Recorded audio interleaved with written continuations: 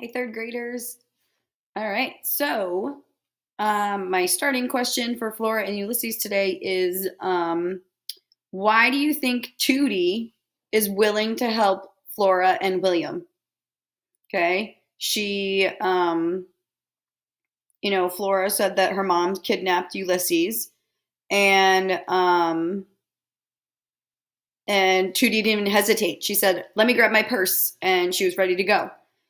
So why do you think she's so willing to help Flora with finding Ulysses and bringing him back? Okay. The next chapter is called Nothing Personal. It was dark, very, very dark, and there was the smell of smoke. Flora's mother had him in a sack, and the sack was flung over her back, and she was walking somewhere, and it was very, very dark. At the last minute, Flora's mother had picked up the piece of paper with his poem on it and thrown it into the sack along with him.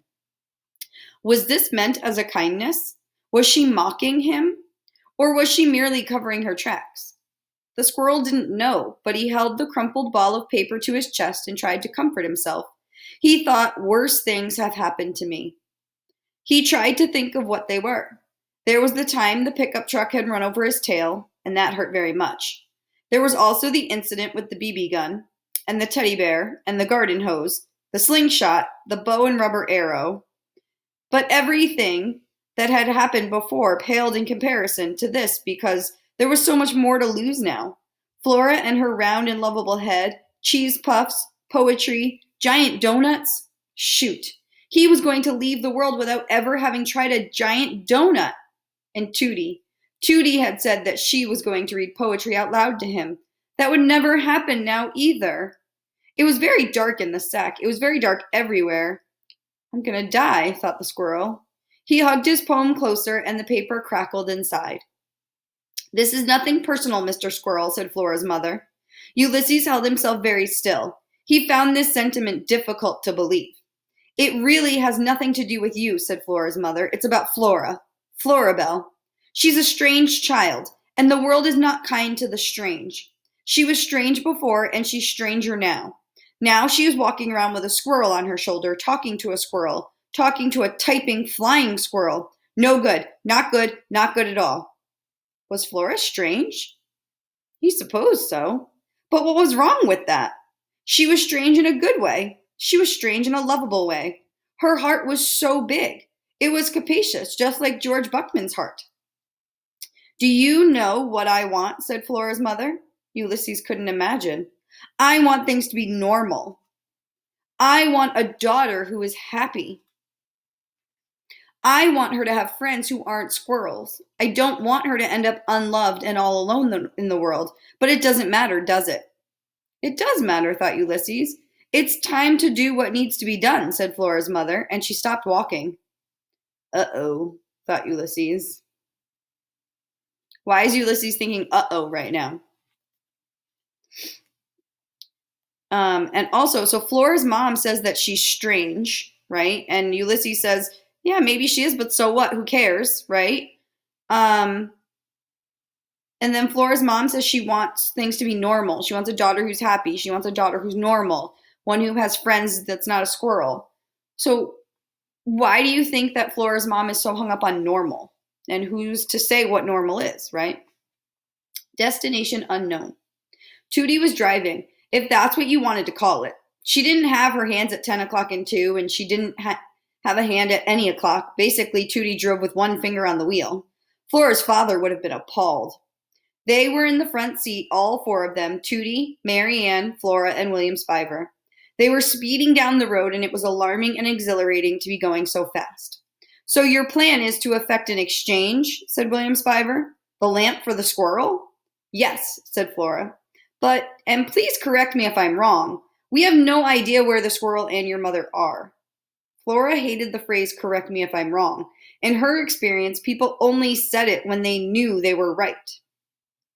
Ulysses! Tootie shouted out her open window. Ulysses! Flora couldn't see the squirrel's name. Could see the Flora. Try that again. Flora could see the squirrel's name. Ulysses flying out of the car and into the night. A single beautiful word that was immediately swallowed up by the wind and the darkness. Her heart clenched.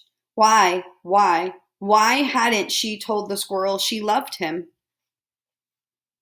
I hate to be the voice of reason, said William Spiver. Don't be, then, said Flora.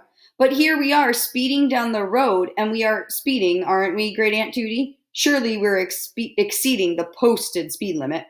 I don't see a posted speed limit, said Tootie. She hollered Ulysses' name again. In any case, said William Spiver, it seems that we are going extremely fast, and we are speeding where exactly? We don't know. We are en route to an unknown destination, calling out the name of a missing squirrel all the while. It doesn't seem a bit rational. Well, what's your idea? Said Flora. What's your plan? We should try to think where your mother would have taken him. We should be logical, methodical, scientific. Ulysses! Shouted Tootie. Ulysses! Screamed Flora. Saying his name won't make him appear, said William Spiver. But saying William Spiver's name over and over had made him appear. This, Flora knew from Terrible Things Can Happen to You, was magical thinking, or mental causation. According to Terrible Things, it was a dangerous way to think. It was dangerous to allow yourself to believe that what you said directly influenced the universe. But sometimes it did, didn't it?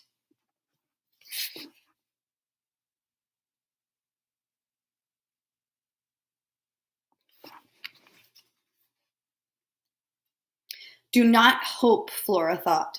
But she couldn't help it. She did hope. She was hoping. She had been hoping all along. Ulysses! She shouted. The car slowed down. What now? Said William Spiver. We've spotted something squirrel related? Have we spotted something squirrel related? Tootie used a single finger to steer the car to the side of the road.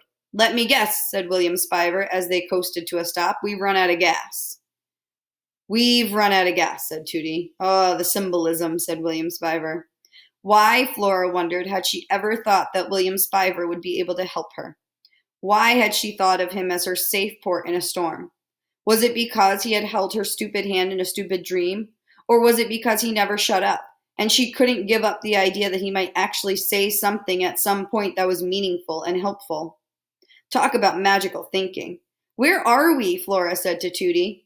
I'm not entirely certain, said Tootie. Great, said William Spiver. We're lost. Not that we knew where we were going to begin with. We'll have to walk, said Tootie. Obviously, said William Spiver, but walk where? He was Ulysses. They were in the woods, and he could tell by the smell of pine resin and the trees and the sound of pine needles crunching underfoot. Also, there was the powerful, extremely pervasive scent of raccoon. Raccoons owned the night, and raccoons were truly terrifying creatures, more brutal than even cats.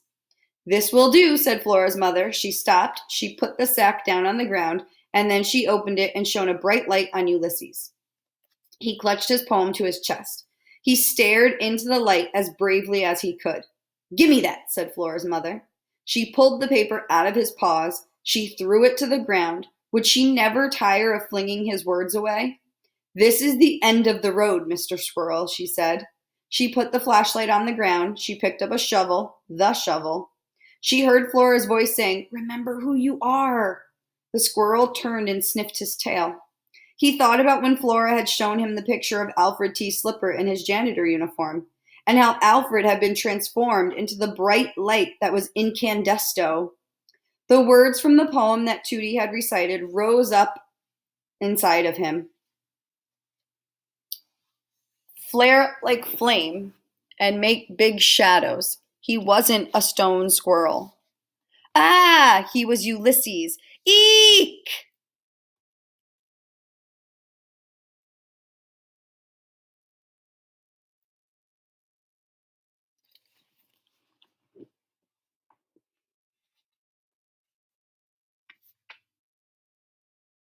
So, what do you think is happening right there? So, in those pictures, right, we have flare up like flame and make big shadows. He wasn't a stone squirrel, he was Ulysses. All right, so based on these pictures, what's happening right now? And what do you think that means for Flora's mom kidnapping him and trying to do away with him. What do you think is going to happen next? See you next time.